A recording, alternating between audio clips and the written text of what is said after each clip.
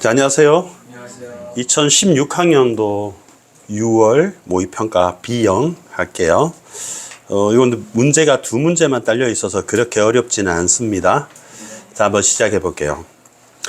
우주를 구성하는 전체 물질 질량 중에 85%는 눈에 보이지 않는 암흑물질로 차지하고 있지만, 이 암흑물질은 어떤 망원경으로 관측되지 않으므로 그 존재가 오랫동안 알려지지 않았다. 자, 암흑 물질에 관한 얘기입니다. 그죠?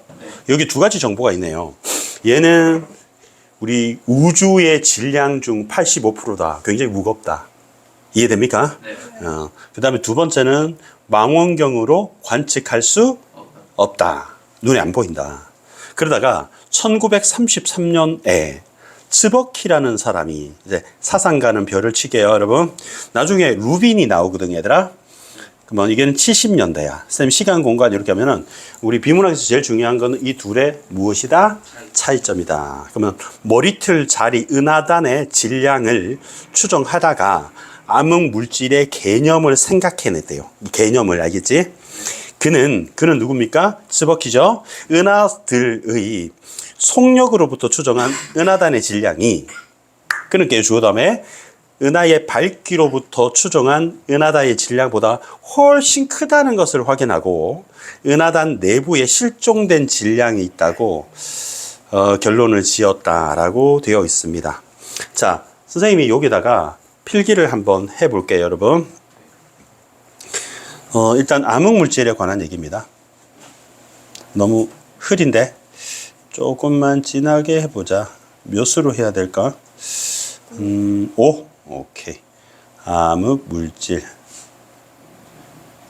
진하게 된 게 아니라 글씨가 커졌다, 그지? 암흑물질은 두 가지 특징이 있다 그랬어요. 질량이 매우 크다. 그 다음에 눈에 안 보이기 때문에 망원경으로 관측이 안 된다. 그 다음에 우리 1933년에 츠버키 있잖아, 얘들아. 츠버키 아저씨가 개념을 생각했답니다. 알겠죠? 개념을 생각했다. 쌤이 요거 한번 볼게. 은하들의 속력으로부터 추정한 은하단의 질량이 있잖아, 얘들아. 그 다음에 밝기로부터 추정한 은하단의 질량이 있죠. 그럼 요 위에 은하단의 질량은 똑같은데 얘는 뭐로부터 추정한 거고? 속력. 이번의 질량은 뭐로부터? 밝기. 그러면 속력 추정 은하단 질량하고 밝기 추정 은하단 질량 비교해 봤단 말이지. 그러면 앞에 게 훨씬 크다는 거니까 갭이 있다는 거지. 그러면 그 갭만큼 얘는 잃어버린 질량이라고 본 거예요. 여기까지 이해됐어요? 자, 그러면 한번 해볼게. 속력을 통해서 추정한 은하단 질량.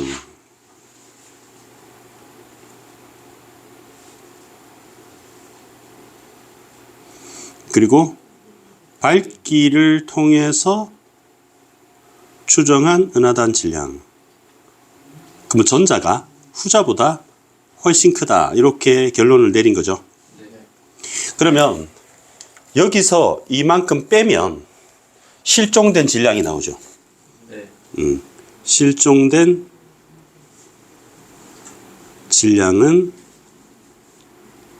이퀄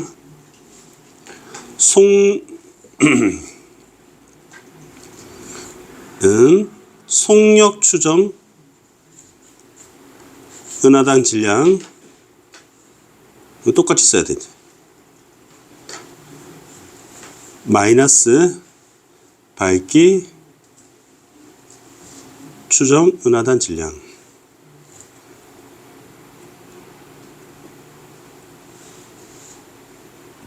이렇게 된 거죠, 여러분. 그래서 이게 조금 커서요. 이걸 조금 줄이겠습니다. 이렇게 줄이겠습니다. 그럼 크게 하면 되잖아요, 얘들아. 그럼 이 실종된 질량이라고 하는 게 암흑 물질일 가능성이 높다고 생각한 거죠. 네. 이해됐습니까? 네. 아, 이게 암흑 물질이 아닐까? 아닐까라고 생각한 게 1933년 스버키입니다. 자, 이 문단 갈게요. 뭐야? 내 인생이 이렇게 되면 안 되는데 박살이 났네. 곱게 살아야 돼, 그죠? 그럼 이게 나면 내가 떨어뜨린 게 내가 운명이야. 운명이 나를 개박살낸 거야, 그지? 살아있니? 아, 부활했습니다. 안종민 부활했습니다. 우리 70년이면 우리가 박정희 대통령 때고 우리가 막 군사정권을 이루고 있을 때 외국 과학자들은 참 많은 진리들을 이렇게 밝혀내고 있었네요. 그러니까 33년부터 70년 비교해 보면은 37년 정도 흘렸지, 얘들아. 루비는 더 정확한 관측 결과를 바탕으로 실종된 질량의 실제를 확정했다고 되어 있잖아, 얘들아. 그러면 아까는 개념을 생각한 거고, 맞죠? 이번에는 확증했네요, 그죠? 실제는 실제로 존재한다는 얘기고요. 확정은 확실히 증명했다는 얘기입니다. 이해되죠? 그러면 여기다 써볼까? 1970의 루빈인데, 루빈은 암흑물질의 실제를 확증했다. 여기 딱 우리 눈이 있어서 딱 보니까 그래프가 보여요, 그죠? 우리 이른바 데카르트 좌표 평면, 그지? 그러면 여기는 x, y 하는 그런 게 있잖아요. 이걸 그래프로 그렸다는 거지. 근데 여기 거리가 있고 x축은, y축은 속력이죠.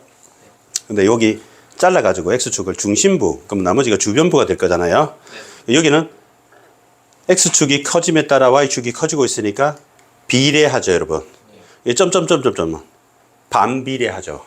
얘는 일정하죠, 대체로. 이걸 한번 보면서 볼게요. 나선 은하에서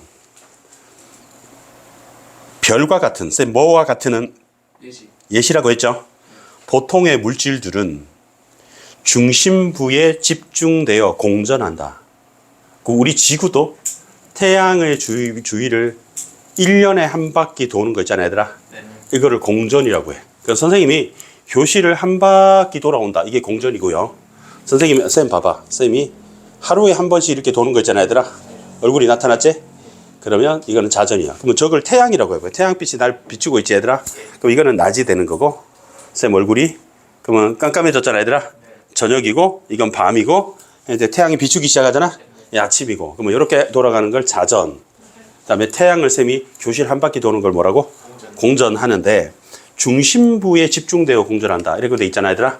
근데 우리가 살고 있는 은하 있잖아, 얘들아. 은하 말고 다른 은하도 되게 많다는 거야. 그러니까 우리 수금지와 목토천에 하는 그 우리 은하 말고 다른 은하가 있는데 중심부에 집중되어 한 바퀴씩 돈다. 이런 얘기를 하는 거야. 알겠지? 여기까지 이해했어요?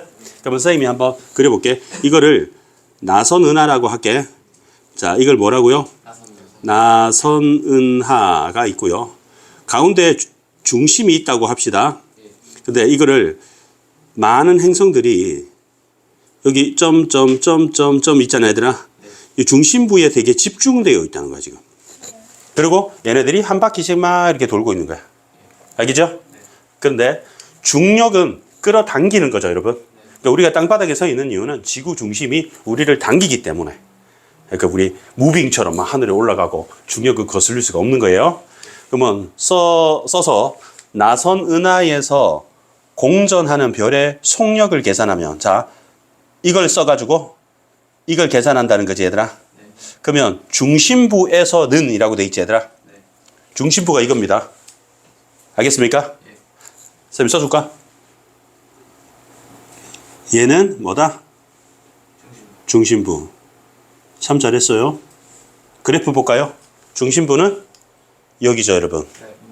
여기에서는 은하 중심으로부터 거리가 멀어져요. 거리가 멀어진다는 게 X축, Y축.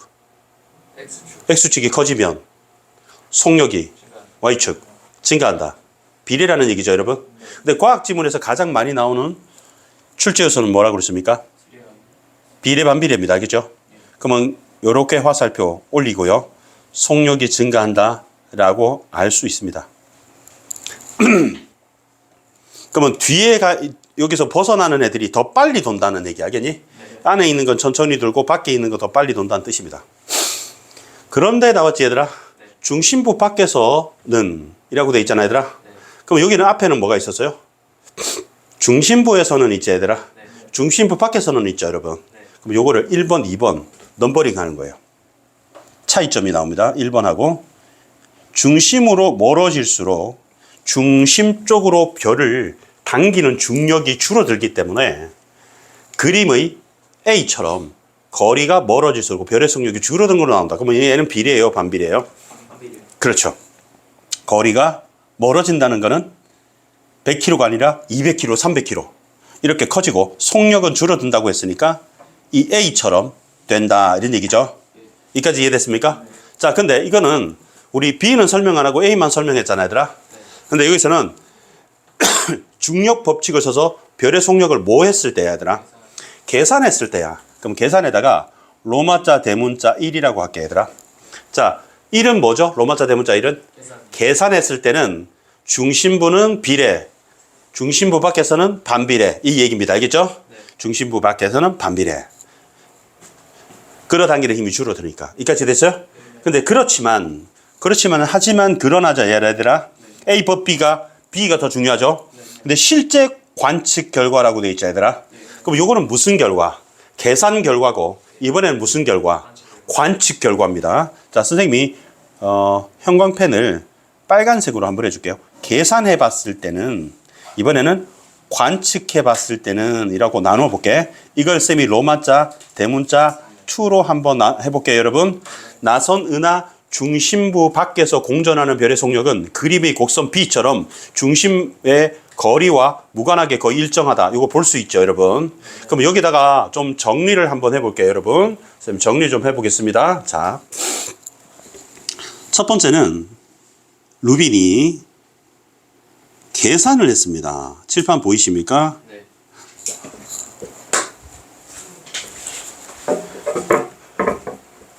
계산을 해봤습니다. 두 번째는 실제 관측을 했습니다. 실제 관측을 했더니 결과가 다르다는 얘기죠. 자, 이 그래프상으로 얘는 A고요. 얘는 B입니다. 이까지 이해됐지? 네. 자, A를 쌤 둘로 나눌게요. A는 첫 번째 뭐일 때? 중심부일 때 바로 거리와 속력은 비례한다, 반비례한다? 비례했다. 하지만 중심부 밖일 때, 쌤이 이게 주변부라고 할게요. 주변부는 주부가 아니고 주변부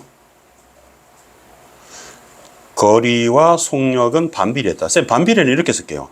어때요? 무한. 그러니까 이게 무한대가 아니고 이건 비례한다는 뜻이야. 그러니까 보통 요렇게 보통 써 이렇게 비례한다 이렇게. 근데 팔자 옆으로 눕혀놓은 눈사람 잡아뜨리 모양이야. 근데 쌤이 반비례할 때는 거리는 속력분의 1에 비례한다라고 하면 거리는 속력에 반비례한다가 되지 얘들아. 근데 실제 관측 결과 1번은 똑같아요. 1번은 중심부에서는 어떻다? 비례합니다. 알겠어요? 근데 주변부에는 어떻다? 일정하더라. 이까지 이해되니?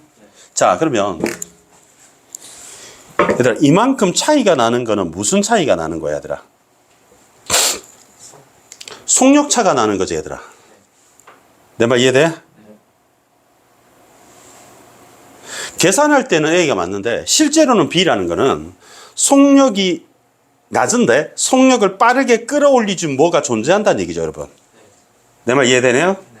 그래서 이것은부터 할게요. 은하 중심에서 멀리 떨어진 별일수록 은하 중심 쪽으로 별을 당기는 물질, 이 당기는 물질 있잖아요 얘들아.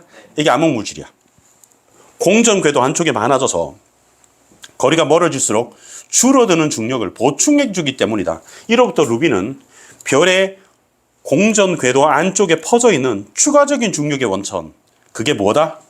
암흑 물질이 존재한다는 걸 추정했고, 그 암흑 물질의 양이 보통 물질 양보다 훨씬 많다. 우리 행성 같은 별 같은 것보다 훨씬 많다는 것을 확인했답니다. 시간을 흘려서 1970년이 아니라 2006년이 되었습니다. 그럼 이거는 시대 순으로 끌고 간다라고 하지, 얘들아? 이런 관점을 우리는 공시적 관점이라고 합니다. 공시적 관점이라고 해요. 시대에 따라 흘러가는. 공시적 관점은 역사적 관점입니다. 한 시대만 바라보는 걸, 선생님 잘못했어요. 선생님 수정할게요. 여러분, 잘못했습니다. 공시적이 아니고요. 통시적 관점이라고 합니다. 통시적 관점이라고 하고, 통시적 관점은 역사적 관점을 말합니다. 이거 반대말이 공시적, 공통된 시대라는 뜻이 알겠어요? 선생님, 배가 고파서 헛소리를 했습니다.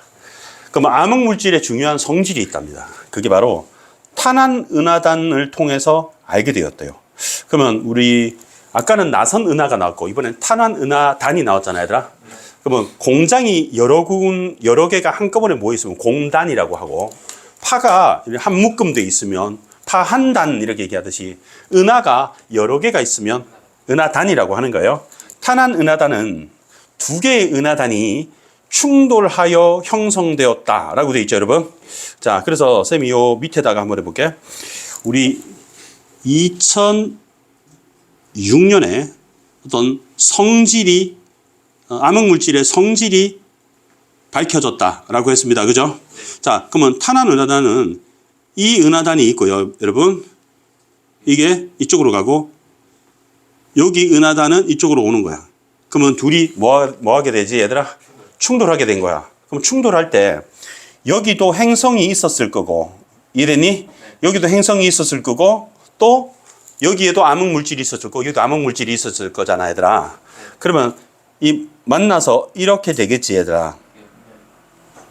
그죠? 더 이렇게 빽빽하게 되는 거야. 그러면 이 행성들도 합쳐지고, 그다음에 암흑 물질도 합쳐져서 더 무거워졌겠네요. 그럼 두 은하단이 충돌할 때 각각의 은하단에 퍼져 있던 고온의 가스는 서로 부딪혀 탄환은하단의 중심에 모인다. 그러면 여기에 뭐가 있다? 탄환 은하단 1이고 여기에 고온 가스가 있었던 거지. 그리고 여기 탄환, 글씨 졸라 빨리 쓰고 있자. 2는 여기도 고온 가스가 있었던 거지, 얘들아. 근데 여기 고온 가스는 어떻게 된다? 충돌이 난대요. 충돌이 나서 어디에 모인다? 가운데 가스가 이렇게 모인다. 이런 얘기 합니다. 알겠죠? 네. 충돌 나서 여기 가운데 모인다. 그리고 반면 각각 은하단에서 은하가 별들이잖아, 얘들아. 서로 멀리 떨어져 있어서 은하단이 충돌할 때, 그러면 이 은하단 하다가 딱 부딪혔잖아. 부딪혔을 때 은하끼리는 충돌하지 않고 엇갈려 지나간다 해서 그 은하들은 충돌 아니랍니다. 고온가스는 충돌이 일어나고 은하들은 충돌이 안 일어나고 엇갈려서 지나간다는 얘기야, 얘들아.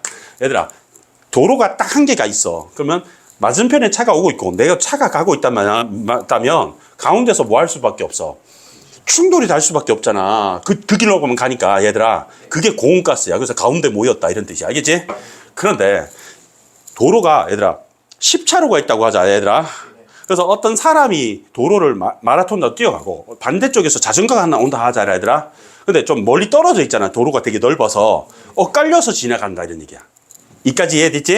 네, 그런 얘기입니다. 이때 은하단에 퍼져 있던 암흑 물질이 있잖아. 아니, 고온가스는 아까 얘기했어. 충돌이 일어나서 가운데 모였다 그러고, 은하는 충돌이 일어나지 않아서 같이 합쳐지는 거죠, 얘들아. 우리 관심 가지는 건 고온가스가 아니고요. 두 번째, 은하도 아닙니다. 우리 관심은 뭐지? 이 글의 화제인 바로 암흑 물질이잖아, 얘들아. 그럼 암흑 물질 요게 3번도 두 은하단처럼 함께 엇갈려 이동한 것으로 확인된다라고 돼 있잖아, 얘들아. 그럼 뭐 충돌 일어난 거야, 안 일어난 거야? 그렇죠. 암흑 물질은 충돌이 일어나지 않습니다. 엇갈려서 됐습니다. 이로써 암흑 물질은 가스나 별과 같은 보통 물질뿐만 아니라 바로 암흑 물질과도 거의 부딪히지 않는다라는 성질을 알게 됐다는 거지. 알겠니? 그럼 뭐 성질은 크게 세 가지네요, 여러분. 망원경으로 관측이 안 된다. 질량은 졸라 크다. 이해되지? 그리고 가스랑 별이랑은 부딪히지가 않는다. 이런 세 가지를 알게 되었다. 이런 얘기입니다. 알겠죠? 쌤이 이제 요 글은 쉽지만 그래도 쌤 그림을 그려서 지구과학의 세계를 소개했어요. 곧 있으면 선생님이랑 무슨 글을 하게 되냐면 좀 아이들이 좀 어려워하는 것 중에 그 슈퍼문 하게 되거든. 그래서 우리 태양을 우리가 지구가 공전할 때 타원 궤도를 돈다고 하고 달도 우리 지구를 돌잖아, 얘들아. 역시 지구를 타원의 하나의 초점을 두고 달이 했을 때 타원은 좀 찌그러져 있잖아, 계란처럼. 그러다 보니까 우리 지구에서 달이 가까울 때가 있고 멀 때가 있어서 가까울 때가 멀 때보다 훨씬 달이 크게 보인다는 슈퍼문에 관한 얘기를 하게 돼요. 알겠죠? 그래서 애들 지구과학이 천체 구분이 만만치 않잖아요. 생명과학에서는 유전이 제일 어렵다고 하고 지구과학은 천체가 좀 어렵다고 해서 아이들이 별에 관심, 별 볼 일 없는 친구들 같은 경우에는 지구과학이 나오면 진짜 헬이라고 이렇게 헬 지구과학 얘기하는 친구들이 있어서 선생님이 물론 물리가 제일 어렵겠죠. 자, 첫 번째 문제 한번 해결해 보세요. 선생님이 방향을 바꿔볼게요. 왼쪽에 문제가 있습니다. 좀 문제는 크게. 그다음에 본문은 아까 읽었던 거 여기다 두고 한번 봅시다. 우리 기억은 암흑물질입니까? 네. 그죠? 그럼 암흑물질입니다. 아는 데다 냉큼 X를 한번 표시해 보거라. 그러면 은하단 내부에 있는 가스랑 암흑물질은 충돌하지 않는다. 맞죠? 네. 여기 맨 마지막에 가스와 별과 같은 보통의 물질뿐만 아니라 다른 암흑물질도 부딪히지 않는다. 그래서 맞습니다. 됐죠? 우주에서 눈에 보이는 물질의 질량보다 더 큰 질량을 가진다. 그러면 암흑물질은 눈에 보여요, 안 보여요? 안 보여요. 근데 졸라 무겁다 그랬지? 네. 그럼 맞는 말이죠. 네. 그다음에 보통 물질을 관측하는 데 사용된 망원경 관측할 수 없다. 맞는 말이죠. 그러면 맞는 말은 여기다 표시하면 됩니다. 앞에다 표시하지 말고, 알겠니? 그다음에 은하 안에 퍼져 있고 은하의 안의 별을 은하 중심으로 당기는 효과, 우리 속력을 더 크게 만드는 효과를 줬죠, 여러분. 은하 밝기로 추정하는 은하의 질량을 은하들의 속력으로 추정하는 질량보다 더 크게 만든다 그랬는데 이거 뒤집어져 있는 거 아니에요, 여러분? 밝기로부터 추정한 질량이 더 작다 그러지 않았어요, 여러분? 여기 보시면 밝기로부터 추정한 질량이 작고 속력으로 추정한 질량이 컸죠, 여러분? 근데 여기서 뭐라고 돼 있어요? 밝기로부터 추정한 질량이 더 크다. 그러면 그냥 X가 되죠. 이렇게 하면 되겠습니다. 자, 두 번째 문제. 곡선 B를 물어봤네. B가 요게 뭐죠, 여러분? 일정한 게 이게 뭐였지? 요게 계산한 게 아니라 실제 관측이죠, 여러분. 맞죠? 실제 관측입니다. 계산한 게 아니고. 나선 은하를 바탕으로 했다라고 했네요, 여러분. 네. 그럼 요거는 요 문단에서 나선 은하라고 나왔네요, 여러분. 그래서 맞다. 그다음에 실종된 질량의 존재를 확인할 정보를 담고 있다. 요만큼이 실종된 질량의 정보죠. 요 차이만큼, 속력의 차이만큼. 그다음에 중심부 밖의 경우에는 중심부 밖에는 쌤 아까 원 그렸을 때 바깥에 별의 공전 속도에 영향을 미치는 중력이 A에서보다 더 크다라고 했습니다. A에서보다 B에서 공전 속력에 영향을 미치는 중력이 더 크다.